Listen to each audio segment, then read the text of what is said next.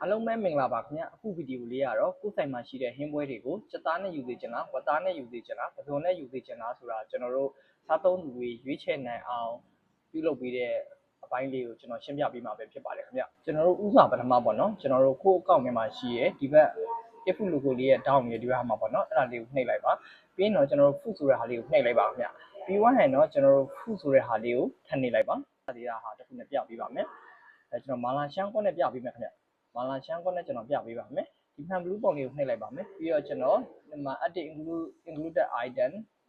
fruit name ဆိုပြီးကျွန်တော်ပေးလိုက်ပါမယ်ဒီမှာကျွန်တော်အမျိုးအစားဆိုပြီးရိုက်ထည့်လိုက်ပါတယ်ခင်ဗျโอเคပါပြီးရင်တော့ကျွန်တော် save လုပ်လိုက်ပါတယ်ဟုတ်ဒီမှာအမျိုးအစားဆိုတဲ့ထဲမှာကျွန်တော်ဒီဘက်တိုးလိုက်မှန် blue ပုံလေးရှိပါတယ်ခင်ဗျအဲ့ဒီမှန် blue ပုံလေးကိုနှိပ်လိုက်ပါမှန် blue ပုံလေးမှာကျွန်တော် edit included food ဆိုတဲ့ဟာလေးကိုကျွန်တော်ထပ်နှိပ်လိုက်ပါမယ်ဒီမှာအမီကတော့ကျွန်တော်မာလာရှမ်းကောကိုကျက်နေရမယ်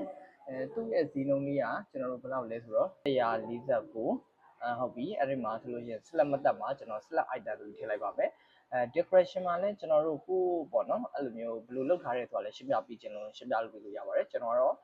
ကြော်လိုက်ပါပြီခင်ဗျပြီးတော့ save နှိပ်လိုက်ပါပြီဒါဆိုလို့ရှိရင်တော့ကျွန်တော်တို့မာလာရှမ်းကောကျက်နေဟာရပါပြီခင်ဗျပြီးတော့နောက်တစ်ခုကျွန်တော်တို့ one နဲ့ထပ်ထည့်မယ်ဆိုလို့ရှိရင်လည်း include item ကိုနှိပ်ကျွန်တော်တို့name ဆိုတဲ့နေရာမှာကျွန်တော်တို့ what ဆိုပြီးနှိပ်ပေးလိုက်ပါကျွန်တော်တို့ price ကလည်းကျွန်တော်တို့ကိုယ်ဆိုင်ရဲ့ဈေးနှုန်းကိုထားပေးလိုက်ပါခင်ဗျ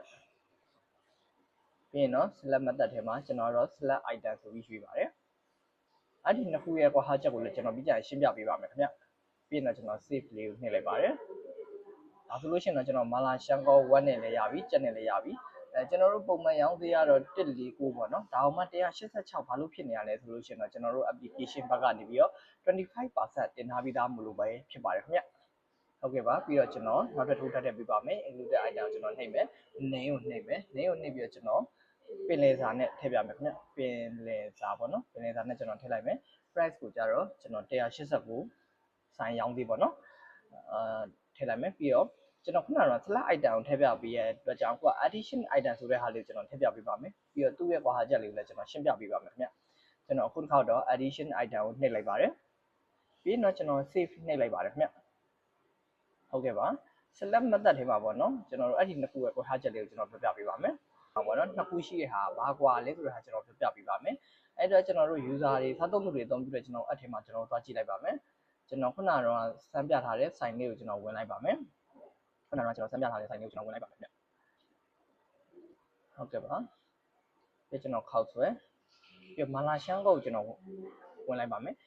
ဒီမှာကျွန်တော်တို့ပေါ့နော် select item လို့ပြီးထားတဲ့ဟာကျွန်တော်ချက်နှင်ချက်ဖဲဝင်မယ်ဝက်နှင်ဝက်ဖဲဝင်မယ် select ကိုတစ်ခုချင်းပဲဝင်မှာဖြစ်ပါတယ်ခင်ဗျကျွန်တော်တို့ဒီ addition item ဆိုတဲ့ဟာနှိပ်လိုက်ရင်တော့ကျွန်တော်တို့ဒါကနောက်တစ်ခုထပ်ထည့်ရင်လည်းဒီအမှန်ချက်ကပါနေမယ်နောက်တစ်ခုထပ်ထည့်ရင်လည်းပါနေမှာပဲဖြစ်ပါတယ်ခင်ဗျ select item ဆိုတာတော့ကျွန်တော်တို့ဝက်နဲ့ယူမလားချက်နဲ့ယူမလားရွေးတာဖြစ်ပြီးတော့ကျွန်တော်တို့ addition item ဆိုတာတော့ကိုကဘယ်နှမျိုးထည့်မလဲဆိုတာပေါ့မူတည်ပြီးထည့်ပေးရတာပဲဖြစ်ပါတယ်ခင်ဗျဟုတ်ကဲ့ပါလူကြီးမင်းများအားလုံးအဆင်ပြေချုံးမွေ့မယ်လို့ပြောလင်ပါတယ်မရှင်းနိုင်ရှင်ကျွန်တော်တို့ရဲ့admin တေးကိုဆက်သွယ်ပြီးတော့မြင်မြန်လို့ရပါတယ်ခင်ဗျအားလုံးကိုကျေးဇူးထူးတင်ရှိပါတယ်ခင်ဗျာ